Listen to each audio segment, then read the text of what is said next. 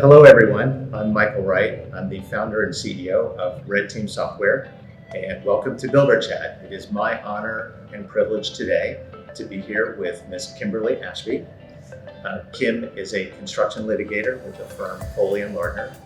Kim and I go way back to my days as a commercial contractor. I have said to her many times, if you get out of the construction law practice, I'm going to get out of construction. But you beat me to it, right? Yeah. I did.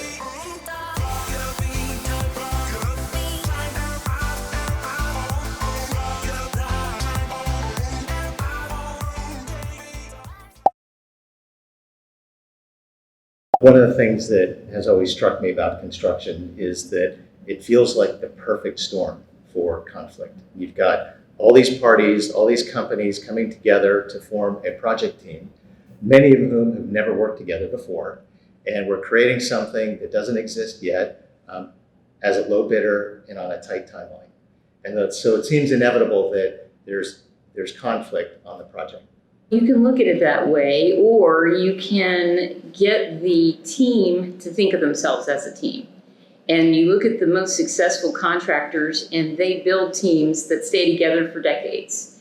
And they travel around and build all manner of different things because they already know each other. Sure, you're going to have contracts and projects where you're going to have to bring in people and you're going to have to start somewhere.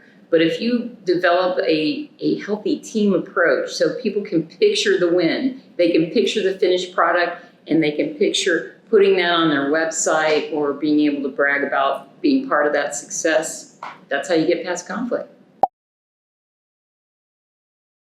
People are in various ways salesmen. And good salesmen can sell anything, but it's really hard to turn that light off when you need them to. So you find people who are very effective at getting jobs done, but they're overpromising or they're talking too much on the job and they don't realize other people are relying on that. Or some of the people that don't have your best interests are going to use that against you, even if they didn't actually rely on it. So it's really important, if you can, to bring up as many of the younger folks in the organization and groom them along the way so that they can see how it all fits together and how important it can be to not say anything that might be construed as a contract modification or any sort of schedule change or anything that would affect the performance of the work. One of the things that we've definitely talked about is how context matters. And when it would be nice to think about a construction contract as being whole and complete and all that matters is what's on the paper. But you and I both know that that's not the case. And so let's talk a little bit about how context can affect the way a contract is interpreted. When you're in law school, not that you'd ever want to go, one of the first contract cases you get is about the boat Peerless, and they contracted to get goods to and from a place on the boat Peerless, but they didn't realize there were two boats named Peerless, okay? So using terms that have an industry definition that you can look to, whether it's AIA or some other recognized definitional source, great. So you have somewhere you can go, and I've got my context built in. I looked at a contract this morning that was using the word turnkey. And I said, you know what? Give me your definition of turnkey. And I could plausibly make the definition include it's supplying all my utilities. It's powered up. It's turnkey. I walk in, I throw a party. And so when you get people to think in terms of, do I really understand everything that's on the page that I'm signing? And does it take time and effort and patience? It does, but it's coin. So it seems inevitable that at some point as contractors, we all get into some kind of controversy, and sometimes that controversy erupts into litigation. So one of the first big challenges in a litigation, of course, is figuring out who said what when and where are all the documents. These days with the proliferation of smartphones and iPads, even on any one device, you could have multiple apps, and it's crazy to think about all the different places where information could be buried. It's crazy and it's wildly expensive. And that is the struggle. If you have a problem that might be tipping over into litigation, look at who's got the win on that. Of course, you go, well, law firms do. Not good law firms, because good law firms want to solve the problem. And that certainly isn't necessarily going to solve the problem. But if you look at every classic piece of litigation or dispute, somebody is lying. And you and I've had this conversation before, not because they're liars, but because they don't necessarily remember how it was or what was said. And so, yeah, now we have so many layers of resource data to go to, but what price?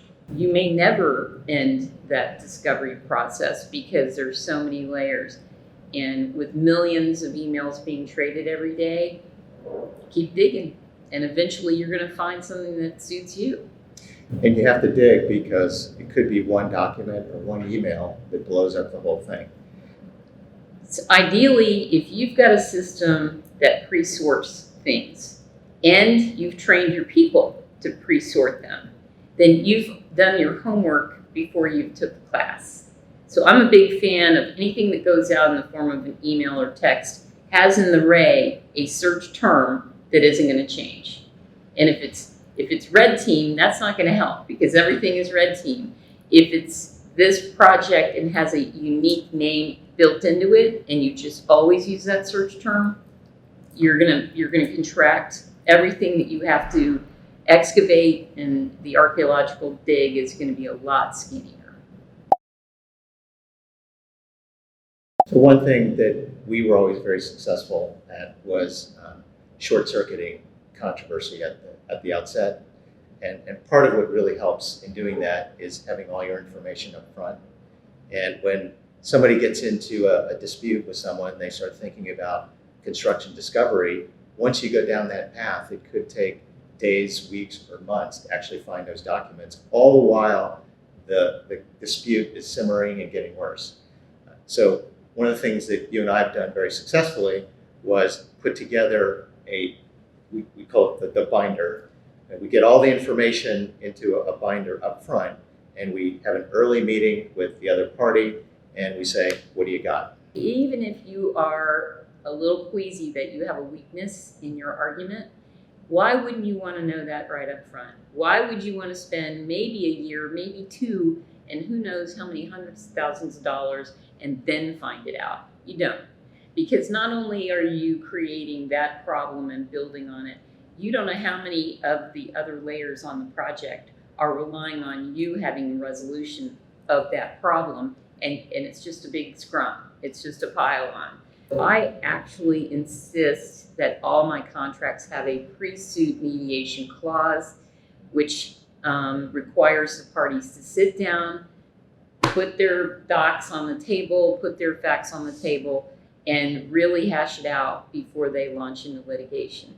Is that a disadvantage to me as a trial lawyer? Absolutely not. The last thing I want is a lawsuit that should have never happened, because I'm no longer part of the solution, I'm part of the problem. Thank you, Kim, for being with us today. Thank everybody for joining us on BuilderChat. We look forward to seeing you again.